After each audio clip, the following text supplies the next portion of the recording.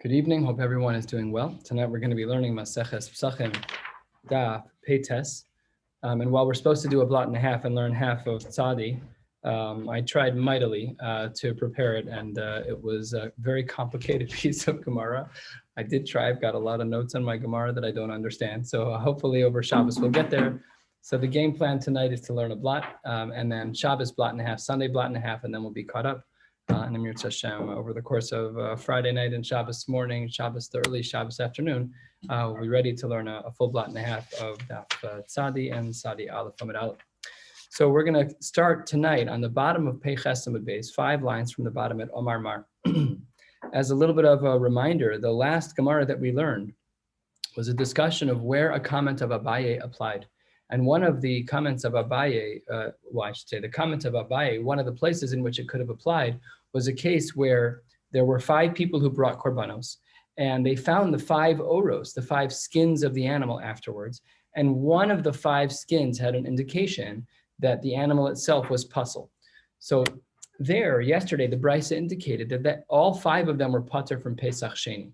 But that's a very difficult thing. One of those people had a treifa animal. One of those people had an animal that was a mum.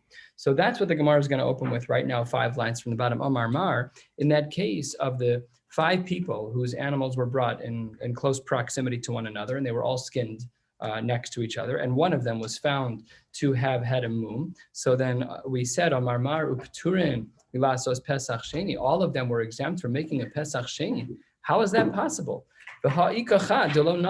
There's one person who was not yotze, the mitzvah d'oraisa of korban pesach. It's not stam that it's a bittul aseh. It's also an isser kares. There's a lot riding here. It's not stam that you can just give up on a mitzvah aseh, especially when there's an isser kares attached. So says the Gemara, 5 lines from the bottom, Pei Ches Amud Beis, mishum delo ifshar. What do you want him to do? There's no way to work around it. It's just the way things are. Says the Gemara, Hechi le'avid, what were you thinking that he should do? What kind of solution do you have? And the Gemara is going to present a flurry of options, 5 options in total, as to ways in which this one person of the 5 could bring about a korban pesach to help him be yotze, the mitzvah of korban pesach, even though we don't know which of the 5 it is. It's 1 in 5. There's a 20% chance that it's you. There's 5 of us in the room. So it could have been. We don't know. We have no idea whose animal had the yabeles, whose animal had the perfect timing, whose animal had the mum. So says the Gemara, Hechi le'avid. What should he have done? So says the Gemara, maybe Lesi kol chad v'chad pesach. Have everyone do a redo. Says the Gemara, you can't do that. Kamaisi chulin la'azara. That's not right. You're bringing an animal that you're bringing as a korban pesach. You already brought the korban pesach. 4 of you already brought the korban pesach, so that doesn't work. The arbami nayu avdelahu. The 4 out of the 5 already did it. We just don't know who's who, but the 4 out of the 5 already did it. That doesn't work. So says the Gemara, Lesi kulu chad pesach. Maybe all of them should get together and bring 1 korban pesach. Says Gemara, that's a problem too. Nimsa pesach nechal shalolim nuya. There, you've got 4 people who are not allowed to be manui on a korban because they were already yotze. You can't do it twice. The mitzvah is done already. You check the box.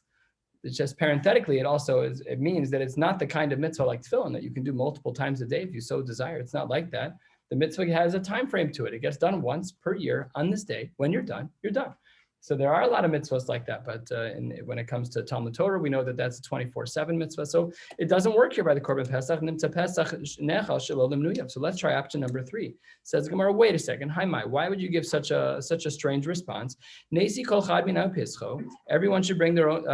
Nesi kol chad minay pischo. Everyone should bring their own korban pesach. V'nisnei v'nema, and they should make a condition, and they should say, namely, and as we talk in learning, they should give a t'nai. What condition should they say?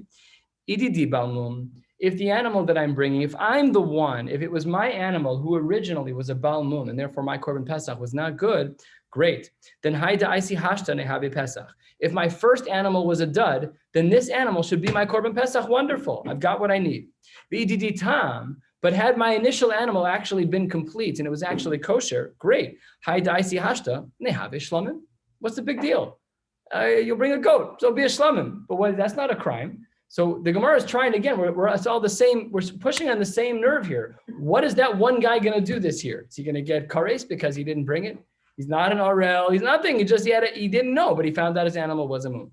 So it says the Gemara, you can't make this condition. You can't make the t'nai that if I was yotze already, then the animal that I bring today is going to be a shlamim. Why not? Last two words on the page. Lo efshar, you're not allowed.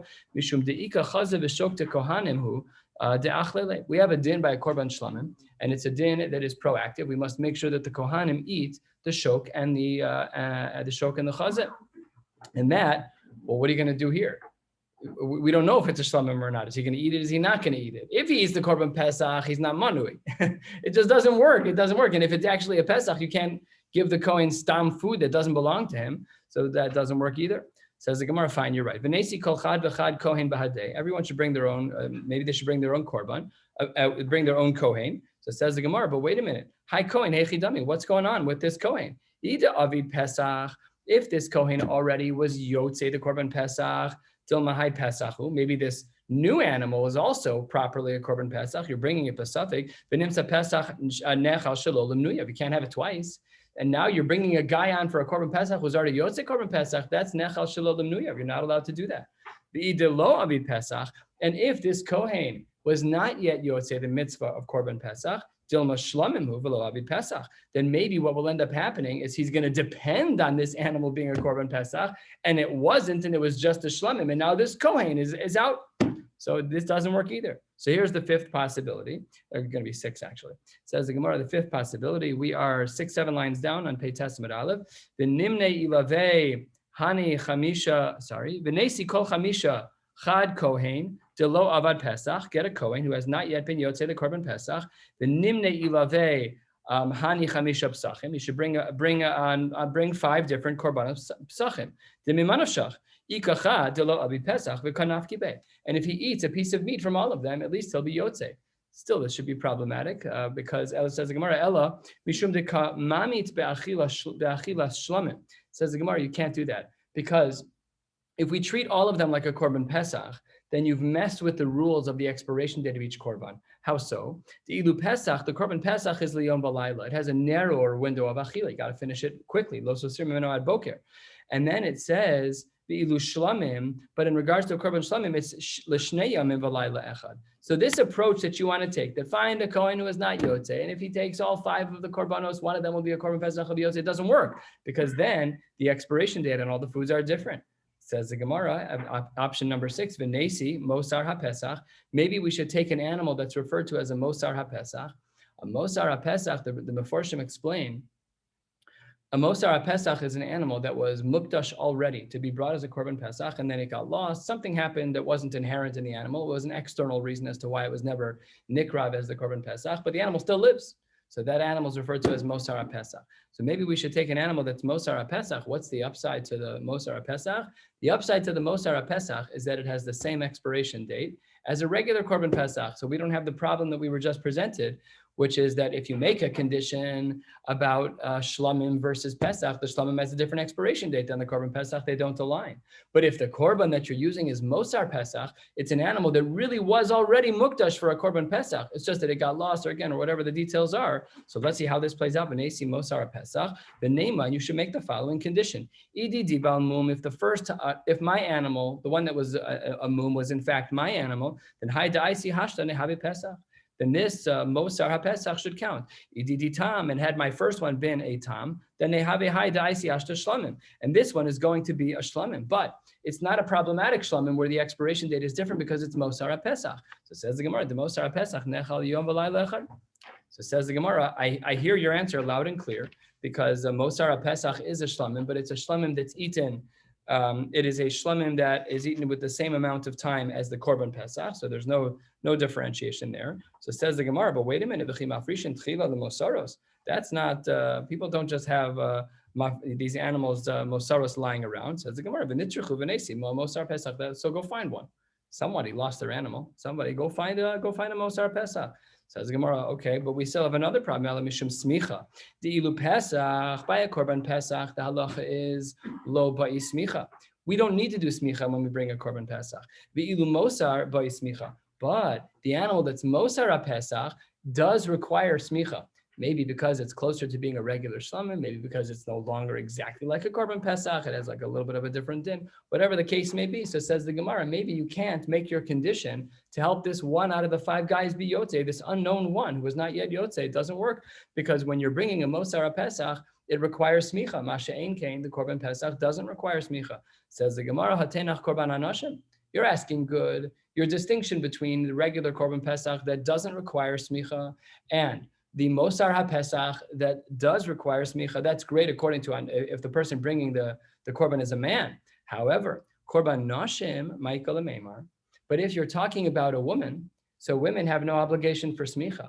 And if a woman is taka bringing a korban that's a Mosar HaPesach, that's great. Now we have a solution to our problem. Says the Gemara, you're right that we would, but we have a final issue here. Ella, the most fundamental difference between the shlamim and the korban pesach is as follows. Ella mishum matanos. What we're talking about is matanos, presents for the mizbeach, namely zrikos. The ilu pesach matana achas. When it comes to the korban pesach, it gets 1 zrika on the mizbeach or 1 shvicha on the mizbeach. Vilu shlamim shtaim shein arba. But by the shlamim, it gets 2 sprinkles that are 4. What is 2 sprinkles that are 4? So it looks like this. If this was the korban, if this was the mizbeach, and it's a corner, so the kohen would stand here and he'd sprinkle, and it would touch both sides. Let's say you have the east side and you have the north side, and then they come over here and they touch the south side. But it's 1 sprinkle that's at the corner, and it is a wider spray. So that's what the Gemara means here is that the zrikos are different. That by Pesach, it's 1 splatter on 1 wall, but by Shlamim, it touches all 4 walls in 2 zrikos when you stand at the corners and sprinkle the blood. So says the Gemara, so what? My nafkamina. That's not a very good argument. That's not a real distinction. After all, the Mishnah writes, that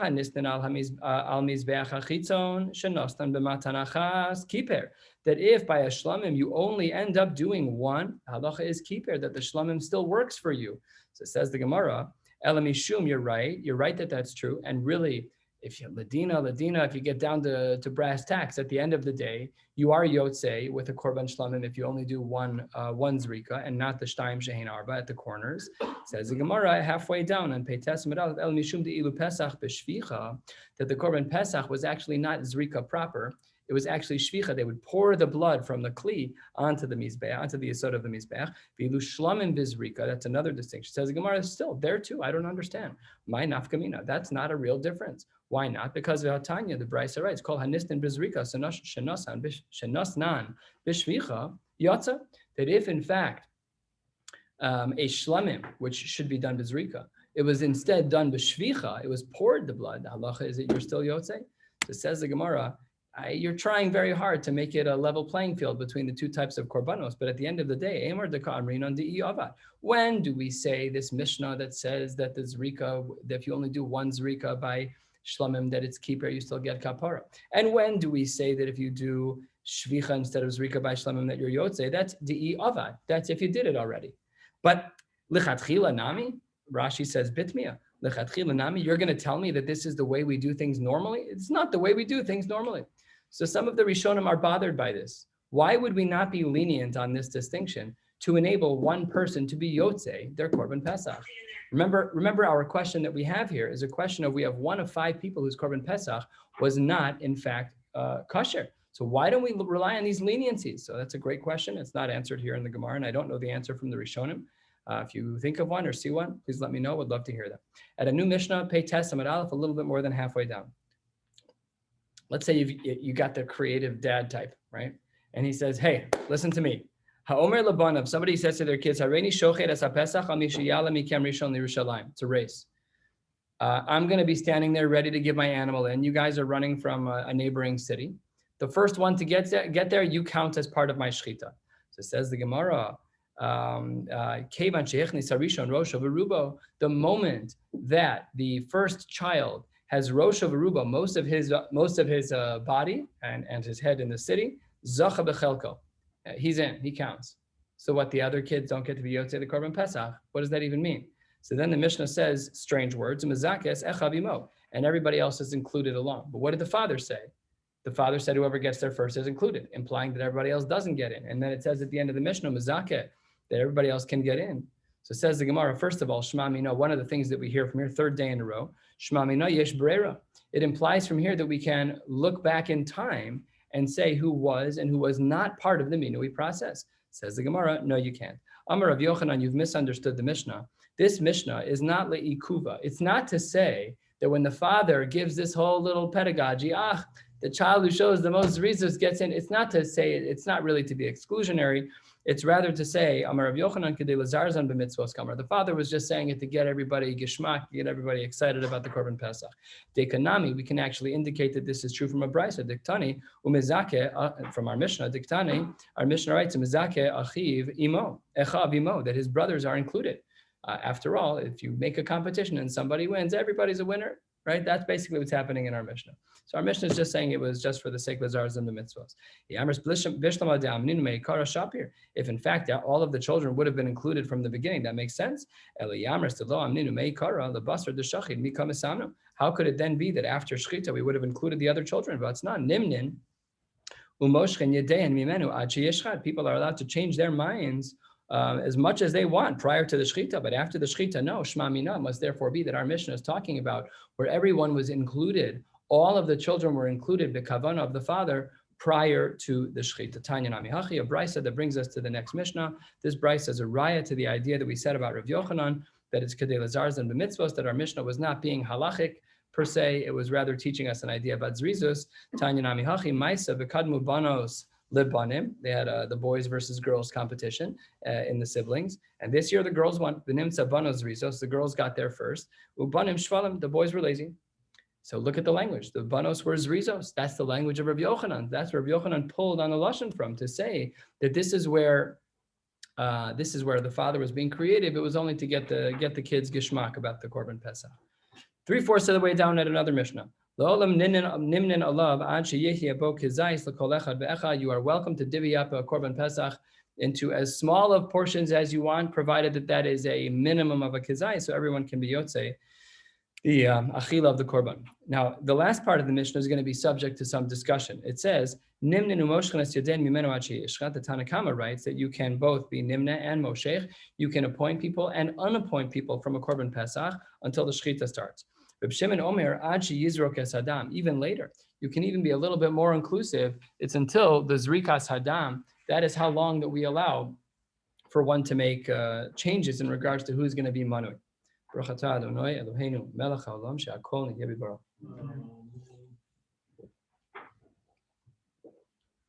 it says the Gemara, the first line of the Mishnah is Dvarim Shutim. I'm allowed to include as many people as I want as long as I get a kazayas. It's ABCs, of course. that's the goal, to eat the chabur, to get as many people to eat the korban. You have to finish all the meat. It should be super obvious, right? So it says the Gemara, that even if they were part of one chabura, it means that you're allowed to switch chaburas. That's what the ratio of the Mishnah was indicating. Now the seif of the Mishnah, it seemed somewhat clear when we read it, but we'll see now that there was a nuance that it was easy to gloss over. We're at the 2 dots, 8 lines from the bottom of the page approximately, Pei Testament Aleph. The Tanakama said that people are allowed to get appointed and get unappointed to a particular korban. And he said until the Shechita, Amar Abaye. But where does Reb Shimon argue? Because look back in the Mishnah, the last line of the Mishnah. Reb Shimon doesn't say Nimnin u'Moshchen. All he says is Ad Sheyizrok. So was he agreeing with both Nimnin and Moshchen of when you get appointed and when you get unappointed? Is that what he would extend up to the Zman Zrika, which is well after the Shechita? Or no, is he just talking about one or the other? So it says the Gemara, the only machlokas was to pull someone off of a chabura. That's where Reb Shimon would say it's up to the Zrika. Reb Shimon Savar me'avyaso deseh, when the animal is alive. That's what Rashi says. Mechiyusa, excuse me, not mehavyasa. That's the next line. I skipped a line. Sorry. Amar Abaye machlokas limashech. There are banan savre michiyos haseh michiyusa deseh. As long as the animal's alive, namely up to the shechita, that's when you get to choose. However, Reb Shimon Savar mihavyasa deseh. Only when the animal is before the Gemar Avodasa. That look at the last Rashi on the page. Mehavyaso kodem Gemar Avodasa, before the actual completion of the avoda, which is what? That's the zrika. So that's where he gets that from. Avali manos divrei akol ad sheishcha. But there, Reb Shimon wasn't arguing when it comes to appointing people that you can do only up to shechita. Okay.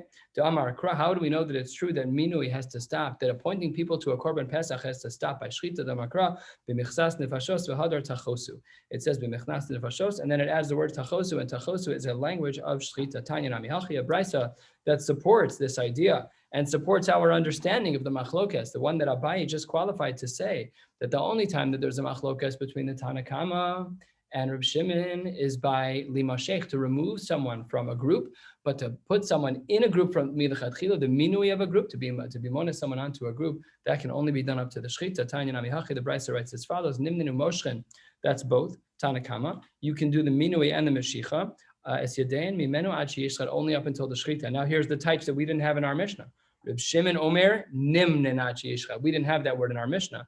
Only the nimnin is up to nishchad, but moshchen ad sheyizrak adam. So that's kafta referach, a beautiful explanation that Abaye was mechavein to as he gave his chakira. He clearly, historically speaking, must not have had the brisa that we saw on the bottom of the page, because if he did, he would not have made the distinction that he made. He would have said, go look at the brisa. The brisa has the answer. And that brings us to the Mishnah on the top of Peites Amud Beis. We're going to be going down till about 3 lines of Mir Hashem to the bottom of the page, and then we will be calling it a night.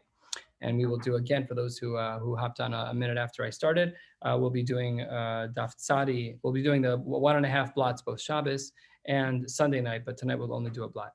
Pei Tessim and Beis, top of the page. Hamemana imo acher bechelko. If somebody brings other people with them to the, it's like you bring the surprise guest. You're going to someone's house and you show up with somebody who they weren't anticipating.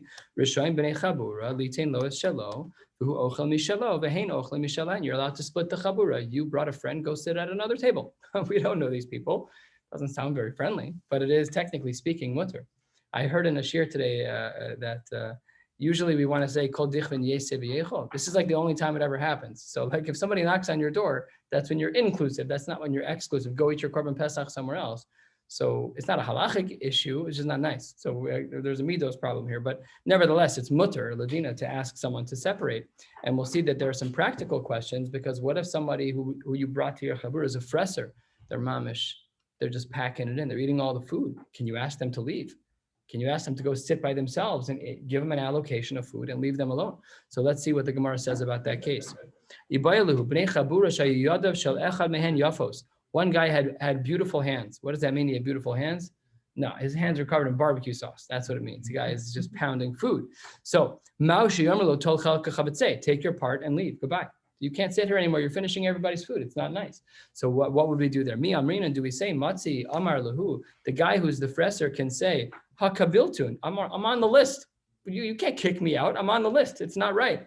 Odilma, matzu lemeimar le, they can say to him, ki kablinan litikune zvicha, adaite de'achlis tfeminan lo kablinach.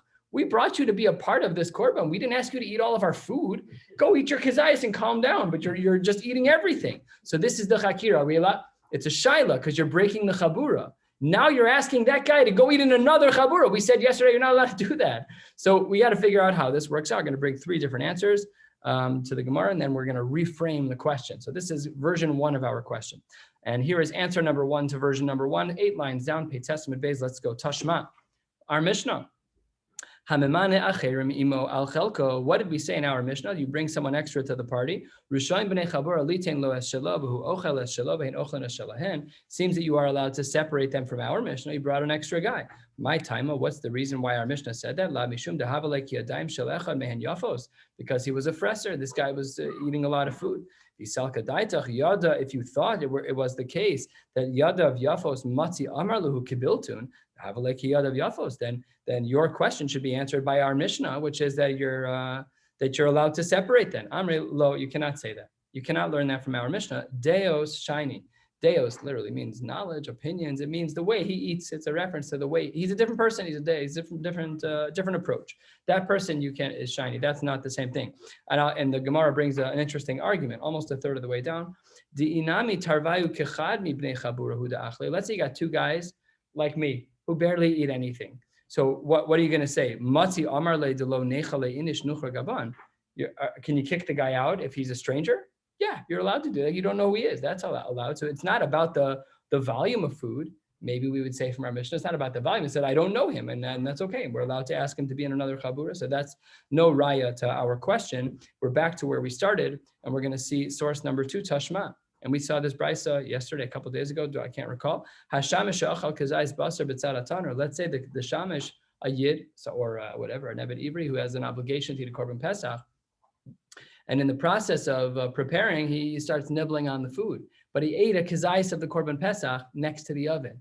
And now he's stuck because you're not allowed to change your makom. That was a machlokas we saw in Mishnah, I think Reb Shimon and Reb Yehuda. So according to the shita that says that you're not allowed to change your makom, you better sit down and pack it in. You're not allowed to go anywhere else. Got to eat the food. So then that brisa said, I think it was the brisa was on Pevav. It was 3 days ago. If everybody else with whom he was in a chabura, that the shamash was in a chabura with, if everybody else wants to join him, they can go sit down with him next to the oven. Rabbi Yehuda. So the Gemara makes a diuk and says ratu in, lo ratu lo. They can if they want to, but they don't have to. So asks the Gemara, ve'amai nema lehu. We should say to the other 9, 10, 12 people. We should say to them, Hakibiltun, you already accepted upon yourself to have the chabura with this guy. Okay, he made a mistake. He ate it in the kitchen instead. Go bring your chair into the kitchen and eat with him. What is the diuk that ratu? It should be a forced hand. So it says the Gemara, you cannot learn anything from there either. Shiny hasam, the amre le, that they would say to him, Ki kablinach adaite, the nitrachach kaman. You're supposed to be working for us. Lemitrach lan ledidach lo kablinach. It's not that we go, we cater to you. You're working for us. So says the Gemara, you can't bring a raya from that case. Tashma, answer number 3. Bnei chabura shahaya yadav shel echad mehen yafos. This is exactly our case. Our question was, what if it's someone who has yadayin yafos, that they have a very big appetite? So if they have a very big appetite, so then bnei chabura sheyadav shel echad mehen yafos rishayin lomar tolchel kechabetzei. This is black on white. You're allowed to tell this person who's eating too much food, take a portion of food and go sit elsewhere. You're not welcome here anymore. You're taking too much food. Below od, and not only do we have one beautiful proof, but we have a second one that answers our question. Below od, siboles. Even if there were 5 people and they were making a whole big party, take a look at what a siboles is. Rashi, 1/3 of the way down, about 4 inches above where we are. Dibur hamaschel siboles ta'arov esuda. Everybody got together to have a meal. Shal kol yomos hashana. It's Purim, it's Shabbos, it's Yontif, but it's not Pesach. Stam, a meal during the year. The halacha is rishayin lomar lo tol chelka chavetzei shma mino. So we have an answer to our question. We asked our question at the top of the Yomad, right at the beginning of the Gemara. What happens if one of the people of the chabura eats too much? Can we kick him out and tell him to go eat by himself? So now we have our view. We tried once, we tried twice, and we failed. The third answer actually worked. So says the Gemara, why did you have to bring 2 proofs? You brought the brisa that says black on white, that somebody who eats too much food, you're allowed to say, take your chelak and get out of here. But why did you have to bring the example from the siboles, from the meal that took place? You have your answer. Why are you bringing a second answer? Says the Gemara, my velo od. Why did you bring that extra case? It says the Gemara, almost 2/3 of the way down. Lo mi baya kamar. We've seen this structure before. Lo mi baya. I don't need you to tell me this, but even that. That's what the Gemara is going to teach us. What's the Lo mi baya? Says the Gemara. Lo mi baya. I don't need you to tell me Pesach in regards to Pesach. The matzi amre le. They, plural, can say to him, Ki kablinach letikune zvicha. That's for sure. That we asked you to come join us to be a part of our mitzvah. We didn't ask you to eat half of our food. You're being a chazer, so stop eating so much food. Go sit by yourself. Ella, what's the chiddush? Ella afilu siboles nami ditzavsa be'almahu. Even the meal that you're having during the year, ditzavsa be'alma. It's a time for people to connect. It's a time for everyone to get together. So there, rishayin lomar lo tol chelka chavetzei. Just a beautiful, beautiful, beautiful Maharalmi Prague on the word ditzavsa. Not in this context, but the word ditzavsa means that you're connecting with people.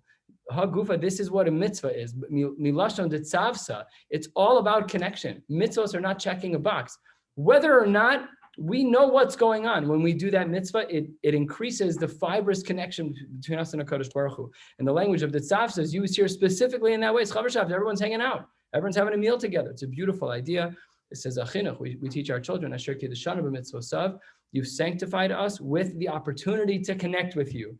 And that's the famous Ramchal, that we're supposed to be connected to HaKadosh Baruch Hu, to be Lisaneg al Hashem v'lehanos miziv shchinaso. That is how we get to where we need to be in Olam HaEmes, that we are making a connection to HaKadosh Baruch Hu, and that is why we do mitzvos. Okay, says the Gemara, all of this, now that we've seen the Mari Makomo, seems to be obvious.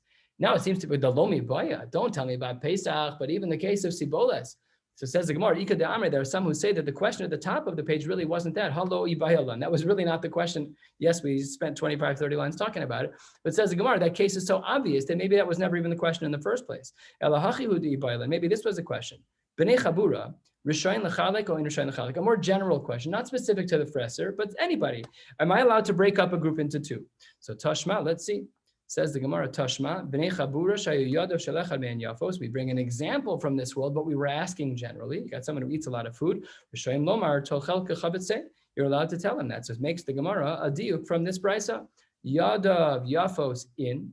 If he's eating a lot of food, if his hands are big hands, he's taking big pieces and just too much, that's when you're allowed to break the meal. Ein yadav yafos. But if he's eating regular, you're not allowed to ask him to leave. Shmamina. And with that, the Gemara concludes, and we're going to learn a quick story before we close out tonight. Rav Papa, Rav Huna, Berei Rav Yoshua, Arivu Rifta Bahade Hadade. Rav Papa and Rav Huna, the son of Rav Yoshua, were having a meal together. Rifta's bread. They were Arivu. They were getting together. Bahade Hadade.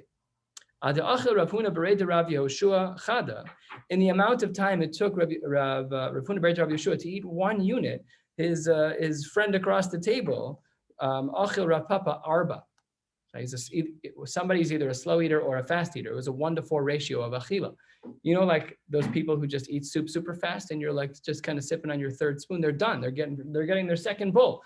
He was getting blown out of the water. He was way behind. Amarle Palagli, he said, can you go eat somewhere else? You're eating all the food. Amarle, no, Kibiltun, you already welcomed me and I'm not going anywhere. There's a lot of good food on the table. So Esive Kolhani Tiyuvta, he asked him all the questions that we asked above on the page. And Vishani Kiddishaninan. And Rav Papa gave all of the answers that we saw on the top of the page. All these same questions. Oh, but hold on 1 second. This case and that case. No, you can't ask from there. Everything we just said for the last 30 lines. So Esve, what about B'nei Chabura? What about the brisa that we just saw with the new version of our question about 8 lines up, where we said that if a person eats too much, they have to leave? He says, Amar le hasam da amar le ki kablina letikune zvicha. That's talking about a korban Pesach, but we're not talking about Pesach. We're still having a Shabbos meal together. Esve Sibolas. What about during the year? Sibolas is during the year. So then Rav Papa left. Palagle, he got up and he walked out. And that's how he separated, because he brought a raya from during the year. You can't bring a raya from Pesach from a regular Shabbos. It's a totally different korban. There's halachos about the chabura, about the fine. So, but still. What? No. He doesn't hold the chutz mitzvah. A lot of people don't hold with that one. That's very good. So it says the Gemara, first of the long lines, Pei Testament base says the Gemara, Azal. So Rav Huna Bred Rav Yeshua didn't want to eat alone. So he went outside and he found somebody else. Azal, Ari Bahade Ravina.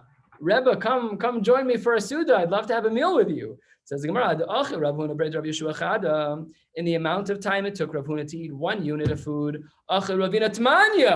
he ate 8 units. He ate twice as fast as the previous person. Unbelievable. So Amar, the Gemara has a cryptic line, Mea puppy velochada ravina. There are 100 puppies and not even 1 ravina.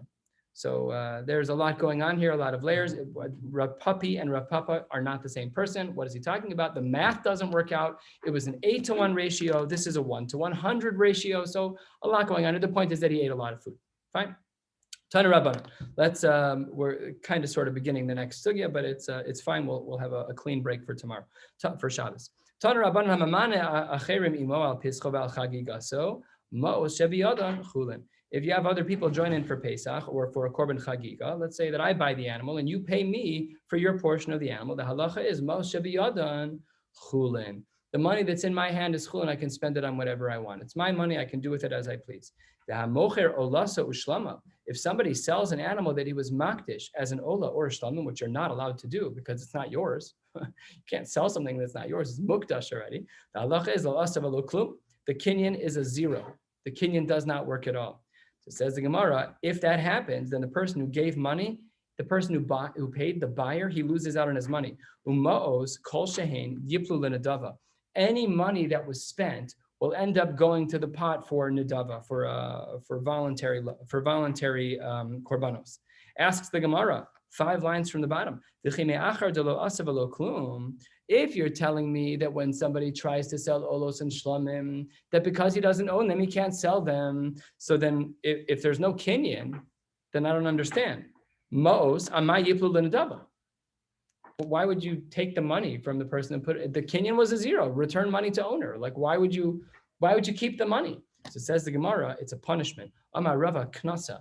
It was a punishment for being involved in this transaction in the first place. It's black market korbanos. Someone's trying to sell a korban that they're not allowed to sell. You're like, yes, I'll take one. No, you're both wrong, but you actually took money out of your pocket and gave it to the guy. So you have a knas. Your money, you cannot have it back. That money goes to the pot for voluntary korbanos. Umay kol shehein. If we look up one line, it said a strange line. Umaos kol shehein yiplu l'nedava. That when the buyer gives a little bit of money to buy the korbanos shlamim or the ola that should never have been sold in the first place, why did it say umaos kol shehein? We would have understood umaos yiplu l'nedava. Why did it add in the words kol shehein? So says the Gemara, a beautiful quick answer. Umay kol shehein, 4 lines from the bottom, and with this we'll close. Even if it was really technically an animal that was only worth 4, but you paid 5, even though the animal is only worth 4, that extra zuz, that extra dollar that you spent, even if you paid above market value, you're not getting back any money. You should not have been involved in that transaction.